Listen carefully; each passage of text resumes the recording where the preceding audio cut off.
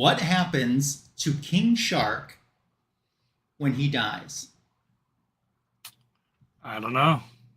He becomes a ghost that can disappear into thin air. Ah.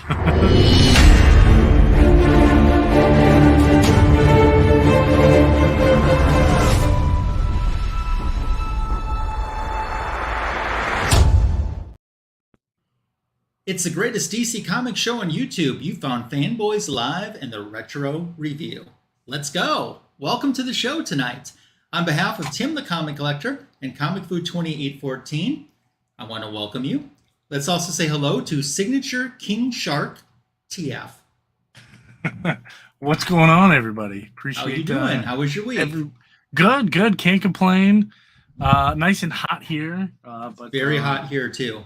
So I decided, why not? I'm gonna grill a nice, fat, unhealthy burger for dinner. So awesome. It's not summer without grilling. So absolutely right. I think that's a great decision.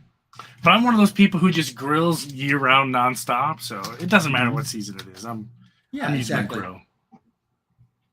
Exactly. Well, today is going to be a very special Fanboys Live in the Retro Review because it's Shark Week. Yes, it is Shark Week. Shark Week officially kicks off on TV tonight, and Shark Week is hosted, how appropriately, by Jason Momoa. They knew what they were doing. Oh, they knew with that, They knew what they were doing. Yeah. So that's pretty awesome. And tonight we'll be focusing on some Shark Retro reviews. Yes. So before we get to that, what's going on in the world of news? I know we had SDCC going on. Yes. So speaking of San Diego Comic-Con, DC swept the awards that they do every year at San Diego Comic-Con. It was all DC this year, which is good. Let's see. I had a list here who won. Best short story was written by voice for Batman. Posthumously goes to Kevin Conroy. Cool. And a short story called Finding Batman. It was just a short story about him being Batman, finding it was his the coming voice out story, for Batman. Wasn't it? I think so. Yeah. Yeah. I think there's a lot of things. Story. There's a lot of it was. I think it was released during DC Pride 2022. I think, if I recall correctly. But best single issue / one shot went to One Bad Day Riddler. I want to say something. That was the best book that I read, old or new, throughout the entire year last year. Yes, I agree. And the whole One Bad Day deals were actually pretty cool. There's a whole bunch of them for anyone who doesn't know. Best what is it? Nightwing by Tom Taylor was another big winner for best continuing series. Mm-hmm.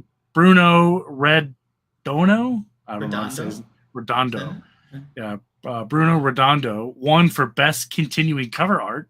Mm-hmm. Also for Nightwing. And did Dick Grayson win for best buttocks in a comic book? I don't know.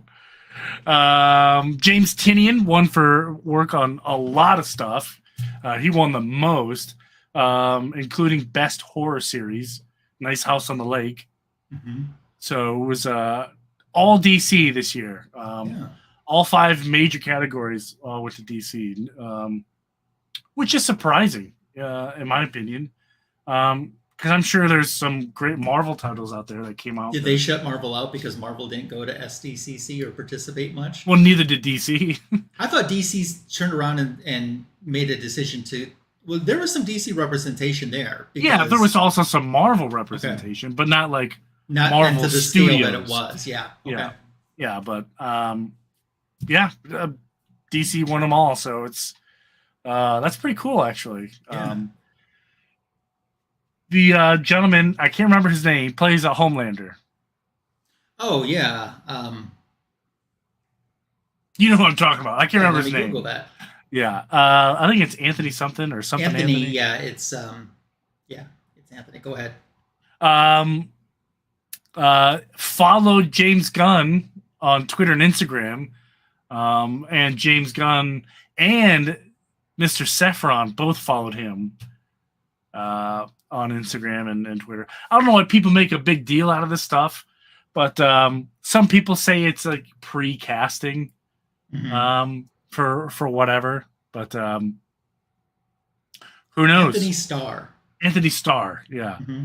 For some reason, I know it's not Anthony Bourdain, but no, for whatever reason, that name was in my head, and I was like, no, get out of here. That's not Anthony Starr, and he's not blonde in real life. Yeah. But yeah, I could see him playing some kind of character. Interesting. He's really good at being evil, though. Yeah, he's gonna be. It's gonna be hard not to typecast him. Because he's good at. It's like Jason Statham. There's one type of character that Jason Statham plays. But he's so good at it. Yeah, and Zach Galifianakis, guy from Hangover. He can only play that character now forever. Lots of See, people aren't as versatile as like Ellen DeGeneres, star of the movie Titanic. Yeah. Inside joke if you don't know. Couple Justice League animated movies were announced at San Diego Comic-Con, including Infinite Crisis, which is pretty cool. Okay. Crisis on Infinite Earth. They say Crisis on Infinite Earth. Yeah. Yeah, Crisis. So they're doing that as animated, right? It's an animated movie. I think that's cool because then they can put. I mean, Crisis needs to have a multitude of characters, even if they're just in the background, and they can do that more easily on animated. Honestly, what I always wish that they. I mean, I'm not surprised that a Crisis animated movie's coming, but what I wish that they would have done is to make it a 3-part movie. Right. And literally, so it turns out running time to be almost 4 hours when you combine it all together, because that 12-issue miniseries could warrant a 4-hour runtime if you're including most things from the series. Yeah, so we'll see how that plays out. Because one thing that DC kind of does, if you pay attention, is they'll dip their toe in the waters for movies. You know what I mean? Like, something will go animated before it hits the big screen. Yeah. In a way. That doesn't necessarily work, but things always get tweaked. And the other one was Justice League Warlord. Is that about our friend in Michigan, James? Yeah, probably. But news-wise, nothing really came out of San Diego Comic-Con like I was hoping it would. Okay. Any news on that you can find? Let's see. I didn't see any. Yeah, it's not looking real full of news like it usually is.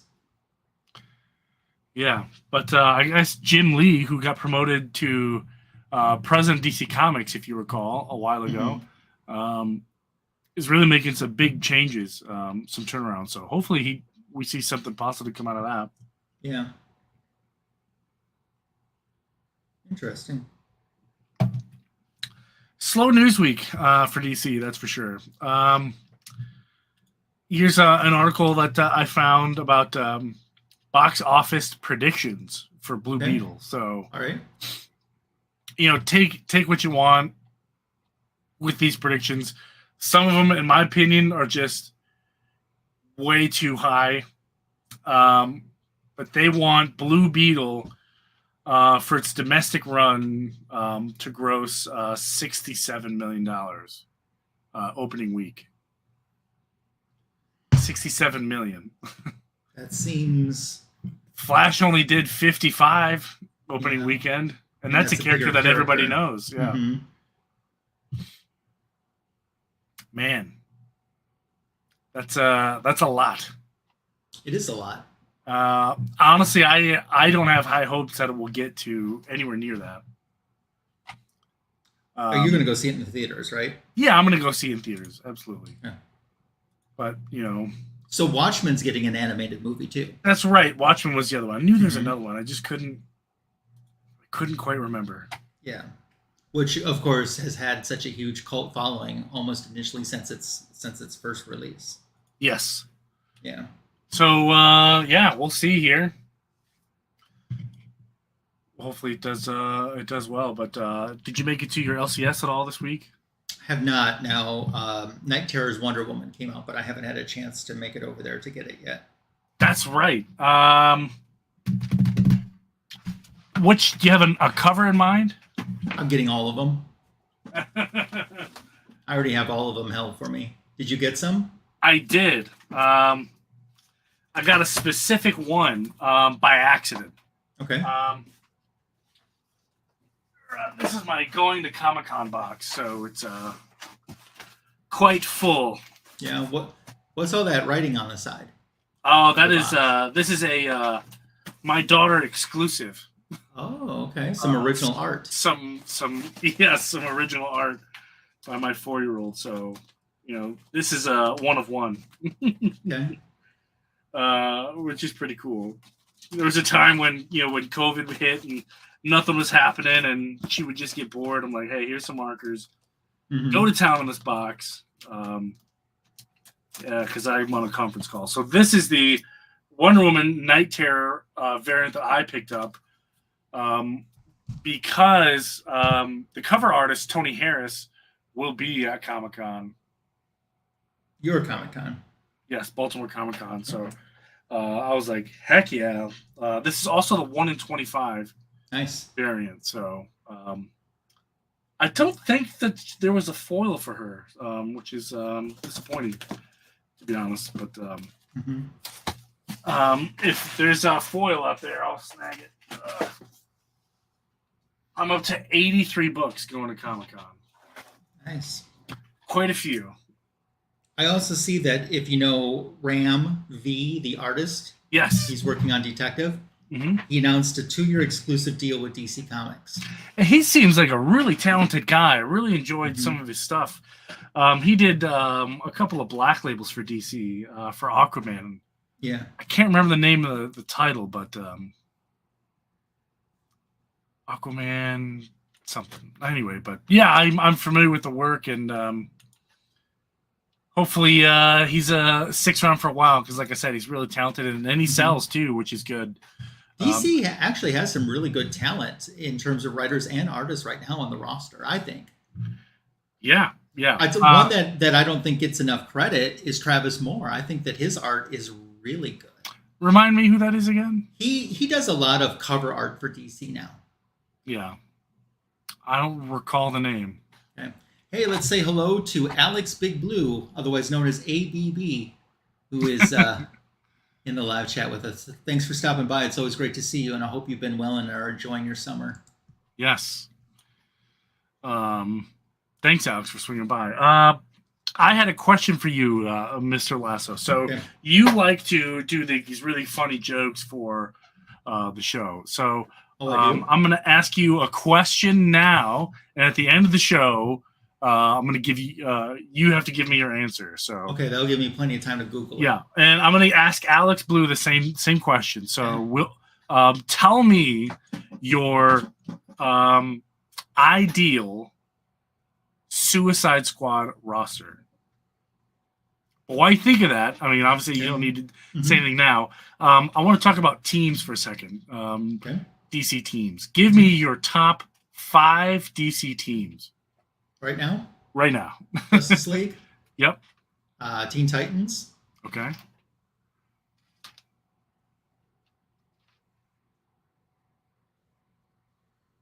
The Outsiders are in there, but probably more at like 5. Okay. So I need a 3 and a 4. Yeah, you need a 3 and a 4. Doom Patrol? Doom Patrol, yeah. Everyone I like me some Doom Patrol. Yeah. And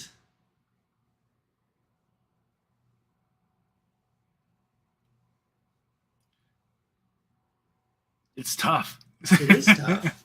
It's a tough question. Chuck Norris doesn't do push-ups. He pushes Earth Downs. Hey, He's poor Mike, not thanks wrong. for joining us. Is So- there another group that I'm forgetting? There's a couple groups on the There's list. a couple groups that I'm forgetting. Yeah, lots of groups. But poor Mike, since you're just joining us, your top 5 DC teams. I'll go while you think of your Okay, last go one. ahead. I'm gonna go Justice League Dark, Okay. Suicide Squad, Mm-hmm. Justice League, Shadow Pact. My last one, let's go with I'm gonna say Doom Patrol. Okay. I collect a lot I will from fill Hawaii. in with. Wow.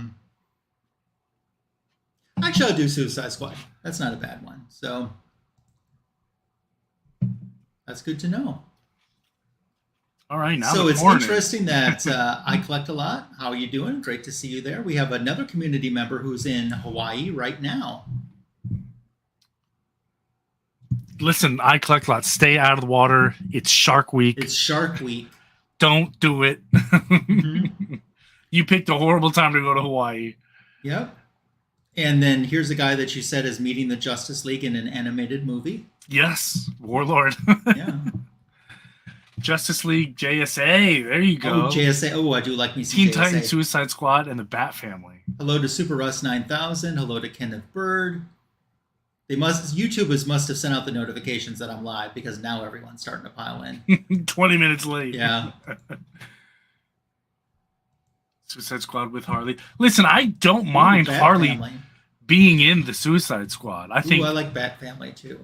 I do too. I think Harley belongs in the Suicide Squad because she's that wild card amongst the group. And I think that's where she shines. She shines. But I don't like her when she's hanging out with the Justice League. That's what really grinds my gears. Like, why? Yeah. But October is usually when the bites ramp up. I checked. They get a little hungry, or they get blood hungry, I guess, in October for Halloween. My wife and I are going on a cruise soon, and it just happens to be when hurricane season is at its peak. Oh, that's nice. So that's fun. Yeah, that'll be something to look forward to. I'm going to try to do Fanboys from the cruise just to see if it works. I don't think it will, but I'm going to try it. We're going to get someone else as backup to cover your story. You'll be one of those where I'll be like, did anyone else read Tony's story? And I'm like, No? Okay. and it's like issue 1 probably. Yeah, right? Yeah. That's too funny. But yeah, we talked about news. It was a slow news day. Yeah, and everyone's kind of coming in. Anything coming up on the comics list that you're excited about? No, I mean, right now with DC, it's just going through the Night Terrors, which I've actually heard a lot of people saying that they're enjoying overall. Yeah, we sure are. So, yeah, Night Terrors are doing great. There's a lot of really good art on some of these variant covers, which I think is amazing. yeah.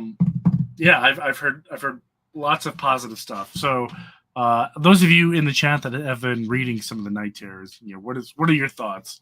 Are you enjoying Night Terrors? I'll tell you what, though, this is better than Convergence. Yeah. Although, well, some of Convergence was okay.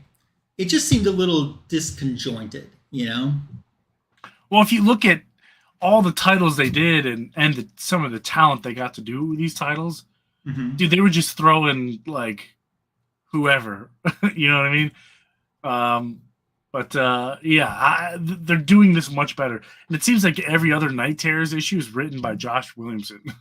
True. Hey, Paul, hope you're doing great too. I think it's kind of, I don't know if I like that. I do like it, but because he understands his own continuity a lot better than someone else trying to decipher it. But but it's fine. I enjoy it. Anything else before we dive in here? Actually, let me bring up your story here. Yeah. No, not really. So just a little bit. It's Shark Week for the Retro Review as we piggyback off of Shark Week on Discovery Television this week, which started today. Yes. And the book that I'm going to do actually features a villain called the Shark. It's Adventure Comics number 459. I'm just going to do the Wonder Woman story. So Adventure Comics 459 changed to a dollar format with this issue. And they had short stories with Green Lantern, Flash, Wonder Woman, Deadman, Darkseid and the New Gods, and Elongated Man, all in one issue. And with Wonder Woman, it was, they really tried to concentrate the stories that they did with her because her own title was still going on, and the TV show with Linda Carter was going on at the same time, too. But with these issues, they really tried to focus more on her mythological side, which in the current Wonder Woman comic books, they weren't doing so much. Diana Prince was an astronaut at the time. I think she was in Houston, too, if I remember correctly. So this was just more exposure for the character and, you know, trying to show a different side from her, too.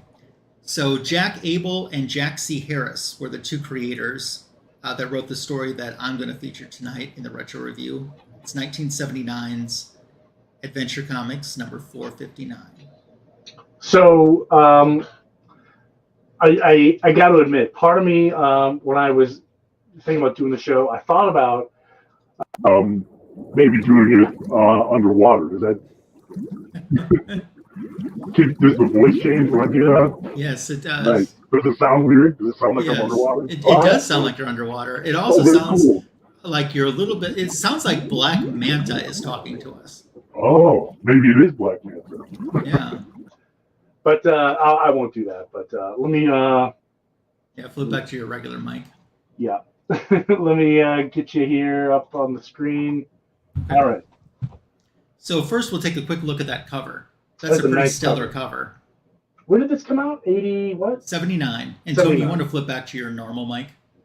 Oh, is it not? Okay, hold on. I can tell it sounds like a webcam mic. Oh, of course it does. Let's see. Better? Yeah, there you go. Okay, great. So her story starts at page 53. It's the last story after the Elongated Man story. Page 50, you said? Yeah, 53. You got some scrolling to do. Yes to Paul S. We did talk about Crisis on Infinite Earth cartoon. Yeah, we did. I'm pretty excited for it. I think it's a great story, and I'm excited to see how they do it. There's a review of your voice. It sounds like funny. Okay, so I'll get us started on the retro review. Here we have Queen Hippolyta narrating the story tonight. She introduces herself. And she says, you might have questions about my daughter, Princess Diana, and, you know, her going to man's world, observed as others have observed in this story regarding the feats of strength alone. So the story is called The Shark's Dark Demand. So we start out with Wonder Woman. She's already in the invisible jet, and she's close to the Bermuda Triangle, where Paradise Island is located. She hasn't been there in months, and she's looking forward to seeing her Amazonian sisters, when all of a sudden this massive tidal wave comes up and kind of scoops up the jet, and she ends up underwater. She commands the jet mentally to rise to the surface, and she's trying to recover when she realizes who attacked her. It's the villain. He says, I am the shark, female. The shark. You do well to remember my name. He goes on, and Wonder Woman instantly knows who she is, even though she hasn't met him before, and she knows his origin. And she's thinking about what she's read in the JLA files, how he was just a normal shark. And then due to some atomic energy, it struck his brain of a tiger shark and sped it through the evolutionary process, mutating him to what he is. She thinks about the fights that he's done, people like Green Lantern, Superman, and Aquaman. The shark only likes to fight opponents who he considers his equal. Aquaman, during their last encounter, somehow got him reverted to his original primitive form. But what happened was his brain didn't revert back. So the process just started all over again. And that's how he was able to come back from his last adventure. And he is ready, and he's ready for her, he says. Wonder Woman, you know, is not putting up with any of it. She gives him a big punch. He falls back into the water. She sees that there's like an abandoned shipwreck down there, wonders if he's there. And she's like, I thought he would have, you know, risen up by now. I know his strength is is pretty strong. And she's like, well, I'm going to Paradise Island. He didn't bounce back up. I guess maybe I did, hit him hard enough to take him out. So on Paradise Island, there they see the Amazons are reacting to the shark stepping on foot where no man must ever stand, because if a man steps on Paradise Island, the Amazons lose their immortality and their strength. So Wonder Woman sees this. She knows she can't let him get any further. He sees her again, and once again, he is able to start, because he can read her thoughts, and he starts to mentally manipulate her magic lasso. And it essentially captures her, but Wonder Woman still has control because he's all focused on her lasso. He's not focused on the mental control of the robot plane, the invisible jet. So she controls that and essentially shakes him off. And then while she's doing that, she has the jet swirl around and around, which helps untie her, and it breaks her free from the magic lasso. She realizes that she has to concentrate as hard as she can to keep her thoughts away from the shark, especially about capturing her. Well, it's too late, because on the abandoned shipwreck, the shark throws up the anchor. It ends up tying up Wonder Woman, and she's bound. Shark rises back up onto the wing of the invisible jet. He knows that she's helpless. And in one sense, Wonder Woman is thinking, well, he thinks of me as a worthy opponent, which is kind of a compliment, because he only fights people that he thinks is worthy. But the shark reveals his ultimate desire is to have a mate. So essentially what we're saying here is he is in the mood to stir the spaghetti sauce. So he takes Wonder Woman, who's bound, and takes her onto a nearby island. And Wonder Woman starts using the plane to her advantage a little bit. And she's able to kind of knock him off the wing of the plane. And then the shark takes control of the invisible jet, and Wonder Woman knows that, she's losing her powers. What is she going to do? And then she starts to think, wait a minute. My Amazon sisters didn't lose their powers or their immortality when he stepped onto the island. I probably didn't lose mine. See, the thing is, he wasn't a true man because he was not born of a woman. So therefore, the gods wouldn't consider him a true man. So she, being bound by him, wouldn't be restricted by how she would be restricted losing her powers if a man chained her. So she has her Amazon strength. She realizes it. She busts free of the chains. She gives him another pretty big bitch slap there. And knocks him down. And she's essentially saying, there's nothing that you can do to stop this. Then if you want to scroll down for me. And as he lays there, she uses her lasso, she binds him, and then she gives him an order with the lasso that he has to revert back to his original primitive shark form, tiger shark form, and he can't use anything to revert back again to becoming this villain. So she figures that's how she's going to take care of him. He does revert back to it, and she essentially drops him off in the ocean. She's very close to Paradise Island. She heads back to Paradise Island. She lands. Her Amazon sisters and her mother say hello to her and welcome her home. And that's the story. Interesting story. I'm not terribly familiar with that character. So, like I said, the shark has fought, obviously, Aquaman, because that makes sense. But he's been in Green Lantern. He's fought Superman, too. And he's just called the Shark. That's his name. Do you happen to know when his last appearance was? I don't know. I'll see if I can pull up Key Collector, see if they have any information on what his appearances are. Some of his key appearances, according to them. I'm going to pull mine up here. So I went with the not quite so retro review. Fanboys Live in the recent review. Yes. Let's see. We bring this up here. Here we go. So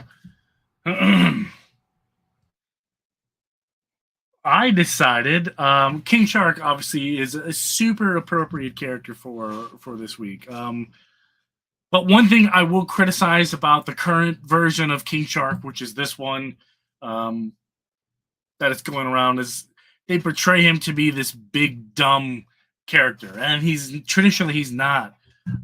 He has, at times been proven very highly intelligent, but if you've seen the Suicide Squad movie, he's pretty stupid.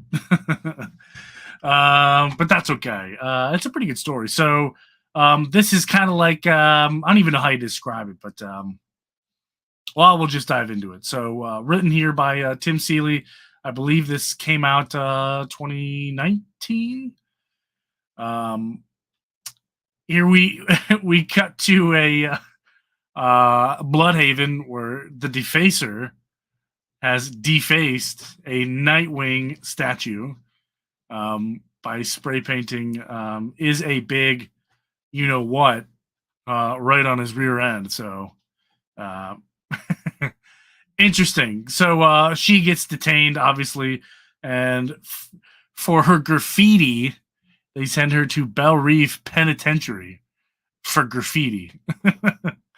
Whatever. But she is now in a looks like some kind of a support group led by Harley Quinn, and they're talking about different emotions and how to control them, and that's appropriate because this particular villain, and for life of me I cannot remember her name, loses her cool, so to speak, a lot. And you'll see it here in the story. Gosh, I can't remember her name. But anyway, it's lunchtime. Nanaue smells blood. There we see a cameo by the Weasel and Calendar Man, which in the movie are played by Sean Gunn, James Gunn brother, which is interesting. So the Defacer and this volcano-like gal go head-to-head here in a fist fight, and the rest of the group kind of breaks it up as she is able to escape. She eventually makes her way into the cafeteria to sit with King Shark, and Shark has said, hey, you went into a frenzy. Only my people really know what frenzies are like. And at the time, the fish that King Shark are eating are saying, it's time, Nanaue. It's time. And he doesn't like that, so he just throws his whole table. We cut to looks like the bathroom where the Defacer is in there, and crazy fire lady comes in, and they're just going to blows, and then all of a sudden it just kind of stops. The fight stops, and all you hear is that just like sloshing of blood and meat or whatever. The Defacer kind of looks around, and Nanaue has eaten this lady and says, I missed lunch. Which is pretty funny. We cut to Amanda Waller's office where she's talking to the Defacer and saying, listen, I don't really care that Hot Take, that's what her name. I don't care that a Hot Take is dead. That's really not why I'm here, but tell me what you know about King Shark. And she gives this history here about King Shark comes from a tribe of other sharks, and when Nanaue was captured, he was actually captured by Aquaman, running some black market tech out of Atlantis. He's had a couple run-ins with Superboy before he was picked up by Amanda Waller and her crew. And she says, listen, that's great. You know the history. You and Nanaue are going on a mission. I can't really go into details right now, but he needs a babysitter and he likes you. So buckle up. What's up, Biggie Shack?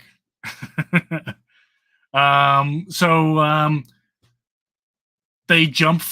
We cut to them in a helicopter, and they are 400 feet above Rapid Bay. I don't recall where this is allegedly in the world, but whatever.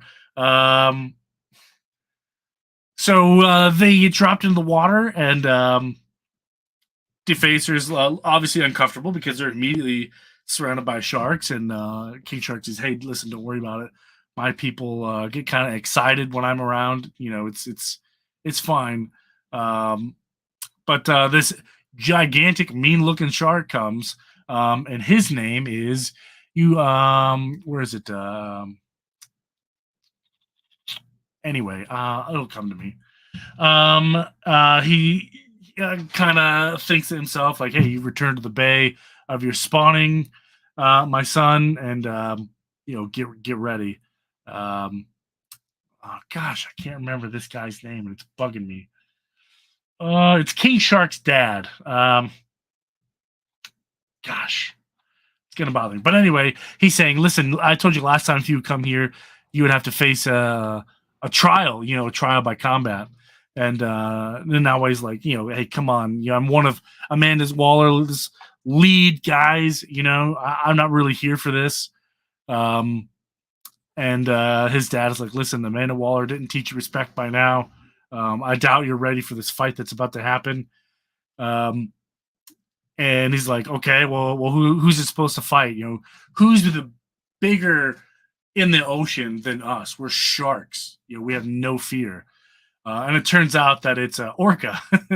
So we have a big orca King Shark tease at the end of issue 1, and that's where we leave off. So King Shark versus orca for issue 2. So since King Shark has a dad, that would make him Baby Shark. At one point, he was Baby Shark. Yeah. Yeah. Probably the one they sang about. Yeah, probably. I will say that cover of your issue, one of the best King Shark covers I've ever seen. Oh, hands down. Hands down. That's worth it. I got the free comic book day version of it because it was the same cover. Yeah, let me make it big there. That cover is amazing. Yeah. And there is a hollow version of this. I don't have it, but it's out there. Yeah. I've seen it in the wild. Yeah.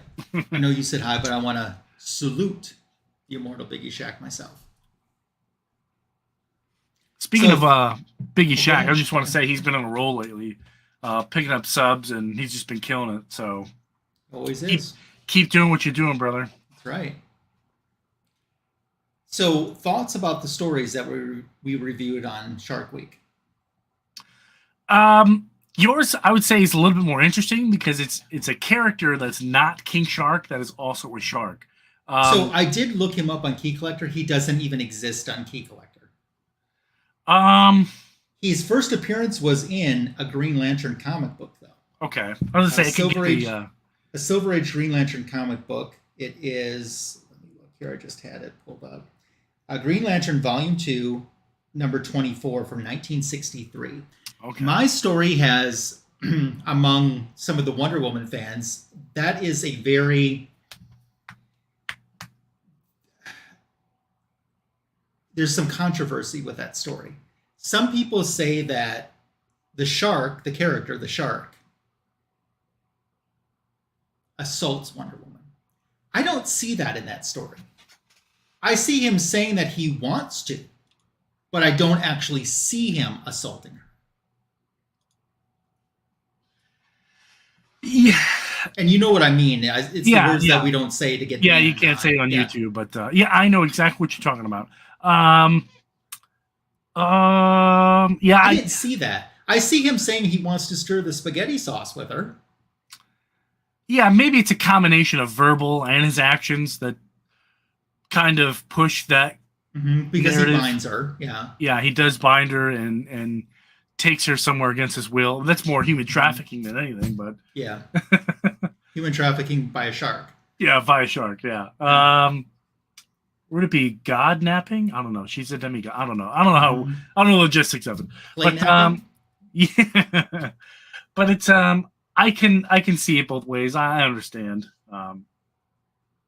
But yeah, I don't know. What's we'll let the chat decide. Does it follow the narrative for a specific type of assault? Yeah, I don't think it does myself, but there's some people in the community that do, and I don't want to take. I don't see it that way, but I'm not saying that the way I see it is the only way. I'm not dismissing their thoughts and opinions on that if they believe that. So, yeah, interesting. But mine, I would say, mine was obviously very short.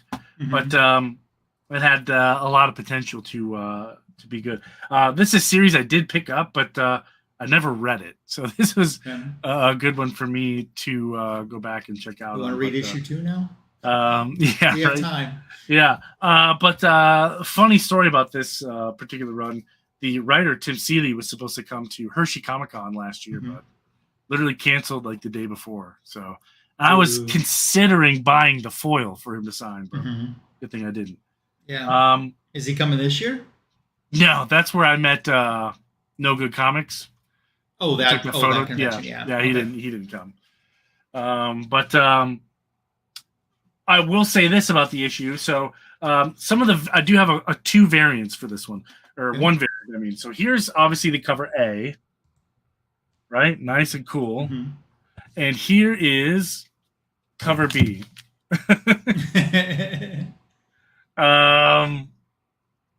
And there's literally one difference, and that's the font and the lettering. Yeah, and that's it. Color, yeah. Yeah, the A cover and I'm sorry, this is the D cover. Okay. This is according to CLZ, the Walmart variant. Oh. This one was exclusive to Walmart packs. If you remember when they were huge, you can only find this one in a Walmart pack. And I wanted it so bad, and I went to the first Walmart, and it was literally in the front, in the first pack. Waiting right for you. I was like, well, that was easy. I was looking for a fight. You know, I actually want to talk about those comic packs in a minute, but first, because I don't want to get too off track, let's just wrap up our retro review and our thoughts. And you want to give some grades and any other thoughts you have on the stories we featured tonight? Yours is a little bit different because it's a one shot. It's a story within a book of several stories. So I can't really be nostalgic for the shark because it's a character, I got to be honest, I didn't know existed. So, but it seemed like an interesting story. It kept with the Wonder Woman kind of lore, and it explained why the bad thing that could have happened didn't, and Wonder Woman kind of explained that, which I really enjoy when they backtrack and explain things. So I like that. But 2.5 out of 5. Okay. What about yours? It was pretty good. I'm going to say 3 out of 5. Okay. I go a little bit higher in both. Okay. So on mine, I mean, in 12 pages, it gives you all that Wonder Woman Bronze Age lore from, losing their powers if a man steps on the island or chains them. It gives you a recap of the origin of the shark. What I like about this one, there was a lot of the invisible jet used in this one, which typically doesn't get used as much. The invisible jet is just a transportation mode. And certainly it is here again, too. But this time, she makes the jet whirl around to get her free of the lasso. And the jet had a bigger role than it normally does in this story. I'm going to go 3 on that. And on your story, probably 3.5. Almost 4 because that cover is so darn good. That is a poster-worthy cover. I think in Europe, what is their distributor? Panini? Panini, yeah. They did give this as a poster. Did they? That's cool. When you pre-ordered it. And for whatever reason, it was exclusive to them. You can't even get it in the United States. Wow, that's I've cool. seen it on eBay for way too much money. For coin. Poster. Yeah. Cool. Very cool. But yeah. Yeah, but it was kind of fun doing a Shark Week tonight. Yeah, for sure. I like Shark Week. Yeah. So jumping into those packs, fellow fanboy Tim the Comic Collector, he dropped a video a couple days ago. Did you watch it? I did. I did watch it. I watched it. You know what I'm talking about, the Five Below video. The Five Below video. Sorry, just trying to stand up here. I'm a little sick of sitting. But yeah, I did see it. And you're right. He is one lucky son of a gun. So Five Below, if you're familiar with those, and I know they're not everywhere. Yes. They have DC Comic 4-packs in their stores. You get 4 comic books, so you see the one on the front and you see the one on the back. And then the question is, what are the 2 in the middle? And the 4-pack is $4. So essentially it's $1 a book. And it's a lot of books from last year that are coming together. But Tim found some amazing scores, some incentives. He found some foil variants. He found a 1 per store. Oh, the 1 per store was That's beautiful. the one I wanted. Yeah, the Lunar exclusive. Yeah, Lunar, yeah. He found books that were $9.95 original cover price in a $4 4-pack with 3 other books. Yeah, he easily. As he was going through, I was looking up the sold price on eBay for some of the higher dollar ones. Easily pulled $250 worth of books. Easy.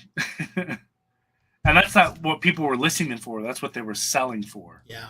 So, I mean. So, I went to Five Below today. Oh, I'm excited. We have one here in town. Oh. So, I went today. Interesting. They had them. Did they? They didn't have, because here's the weird thing. Tim's book with the 1 per store, it was a Poison Ivy book. Yeah. It was on the outside, so you can see that you were getting it before you even bought it.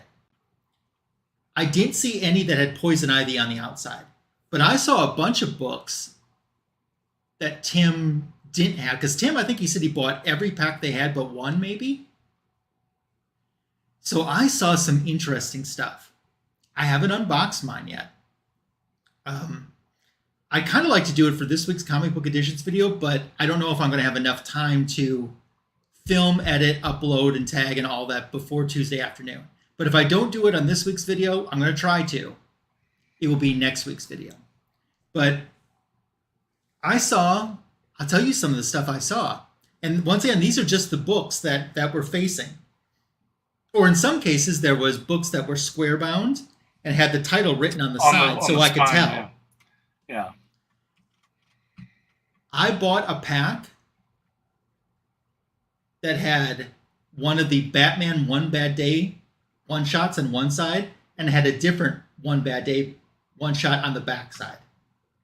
Those books were $8 each when they were brand new. So that's $16 in that pack alone, plus 2 other books that I paid $4 for. I saw Batman Spawn one-shot crossover incentive covers. Ooh, yeah. Incentive covers. Yes. Those are cool. I saw the regular Batman Spawn A cover too. I saw the Nubia and the Justice League one-shot from last year. I saw Batgirls number 9. I saw some of the Son of Kal-El. I saw Dark Crisis. I saw that one-shot Superman the Return of Kal-El. Okay. I saw that. I saw a lot of Batman stuff. What else did I see?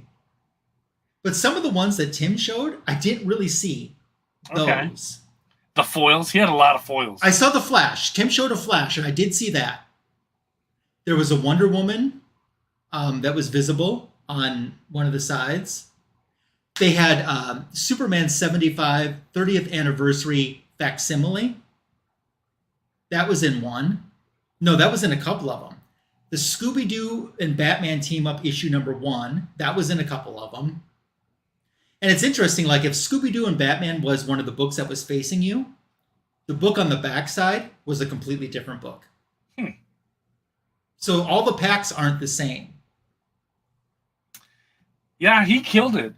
I still have all my packs from Walmart I didn't even open yet. Yeah. I've got a ton.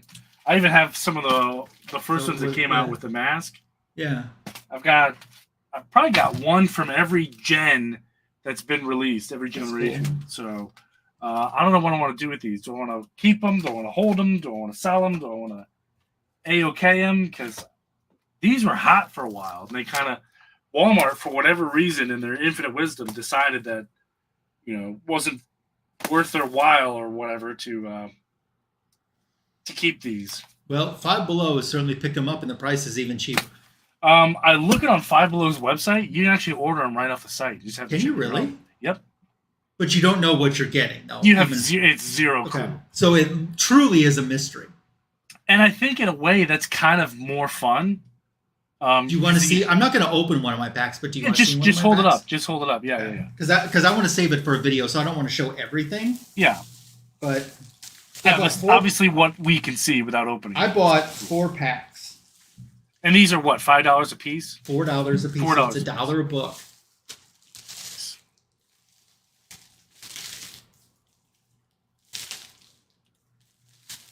Okay. Okay, I'll show this one.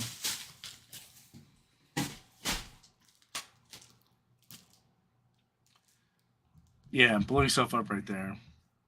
Oh, the Batman Spawn. That's a cover. Is that that's one of the 1 in 25s, I think. Is it? Because there's a different one that they had that definitely is an incentive cover. Oh, I think they had like 4 1 in 25s. You know, Then, they had a bunch. Oh, that's cool. So, but when I saw some of the Batman One Bad Days, because as a matter of fact, this is still the same pack that I'm showing you. When I turn to the spine, you can read it. What's it say? Oh, Batman One Bad Day. Okay. Interesting. So really, I already know 3 of the 4 books in here. Not doing anything. You know? So if you go to fivebelow.com in the search bar, I'm going to type in DC Comics. If I can spell. DC Comics 4-pack bundles. It says it's in stock at Camp Hill Shopping Center. What the heck? They weren't in stock the other day. If you find an extra one of the Poison Ivy ones, do it right here. I know you want one for yourself, and I understand that. But if you find another one, yeah. So if anyone at Five Below is listening, like, yes to this. mine had about somewhere around 16 to 18 packs in my store. Man, what time's Five Below closed tonight? Mine closed 2 hours ago. Oh man, mine price. You go tomorrow. They work tomorrow. They open at 10 a.m. on Monday. They don't know that. They probably don't. Yeah. Oh man. Let's see. Are they open? Yeah. They just closed right now. Really? Because mine closed at 6. I closed at 9. Oh. Man, that's cool. I was so excited when I saw them. I'm not really a Five Below person. I bring the kids in every now and then because they can get like a beach ball or something for going on vacation, but you know that's about it. They used to have these big gigantic books, DC comic books, which were interesting. But man, these packs, I think they're gonna be hot. I really do. How much? Okay, so if I'm buying, let's say 5. Yeah, see how much shipping is. Ooh, limit. There's a limit. Limit 5 per order. Well, just order 5 and then just order 5 again. Yeah. Let's see. Okay, add it to my cart. Let's see. View cart and check out. Nice and fast on their website. Let's see. Shipping. It's $20. Free shipping. $20 for shipping? No, it's free shipping. Oh, free shipping? It's $20 on the nose. What if you just put 1 pack in there? How much is shipping? In-store pickup ready for tomorrow. That's tempting. Oh wait, I have selected in-store shipping. Oh, I'm sorry. Oh yeah, that's why. Let me say ship to home. It's about $7. Okay. So not hateful, not great. No, not at all. But I mean, considering that, I mean, I have. Oh, all of a sudden it says in-store pickup not available anymore. Product is closed. Yeah, that's probably why. Interesting. But like I said, I'm going to have to start looking to see what other towns in the area have Five Below. Yeah, I might have to go on a Five Below shopping spree one of Yeah. these weekends and just So grab as speaking many as of I my can. channel, I'll say essentially that was my book show today. But for my channel, this week I dropped a back issue of the week short on Hawkeye, the Marvel character, and then I dropped a comic book editions video. I had an AOK from our friend Seeking Superman. That's Glenn. Of course, you see him some nights here in our chat. Yeah. And then in that same video, the Chet I Knight, Chet Scotland, sent me some slab prize wins. So I unboxed those. One of them was a signed slab, Tony. I was chatting with Chet. Chatting were you? with Chet. That sounds like a show, Chatting with Chet. Yeah. A couple weeks ago, we were talking signatures. Yeah, he's a good guy.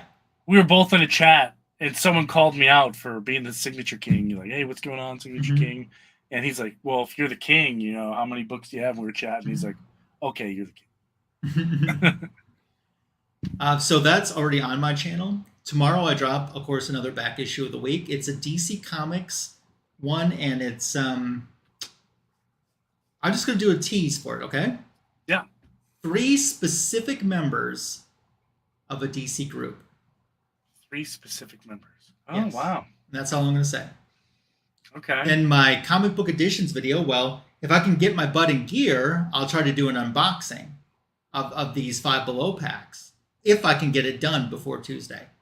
Otherwise, it will be a Batman and the Outsiders themed comic book editions video. It'll be one or the other. Publish it on Wednesday, and you have a random Wednesday video.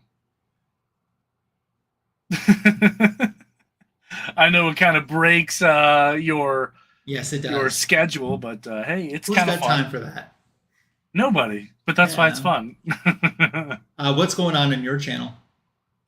I've actually been playing around with AI and YouTube. So I'm getting some weird stuff.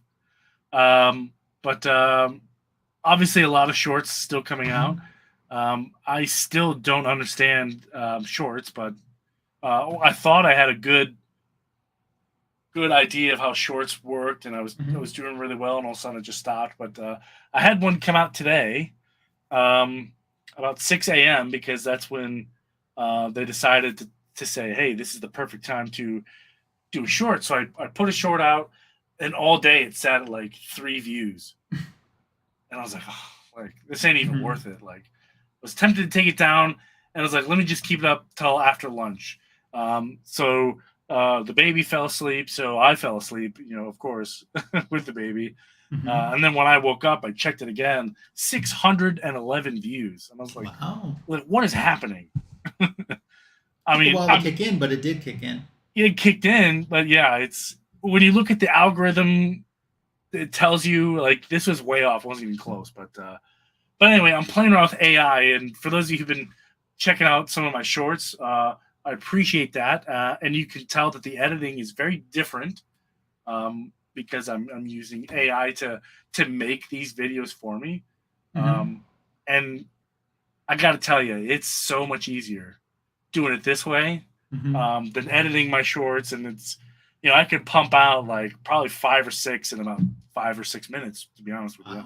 That's pretty awesome. Yeah, it's I'm having a lot of fun with it, so I'm just gonna keep doing shorts for a while, and just kind of experimenting. Really, I'm kind of holding off on some of my bigger end stuff, just because it's going to really involve heavily in Comic-Con, Baltimore Comic-Con. Cool. Well, but no, you owe me an answer. Oh yeah, I do. Yeah. What was the question again? Suicide Squad members. Okay. I like King Shark, but I want a smart King Shark, not a dumb one. Okay. Killer Frost. Okay. Cheetah. Yeah. Brainiac. It'd be tough to put Brainiac in the Suicide Squad. You know, because he's this all-powerful alien, you know what I mean? So it's only people that Amanda Waller can capture. Sure. You know what I mean? Grodd. I could see Grodd. I think Grodd was in it for a little while. I want a Flash villain too, like Captain Cold. If you notice, I gravitate to the Legion of Doom members. That's I okay. gravitate towards them. I just do. That's okay. No, that's good. That's good. I like What it. are yours?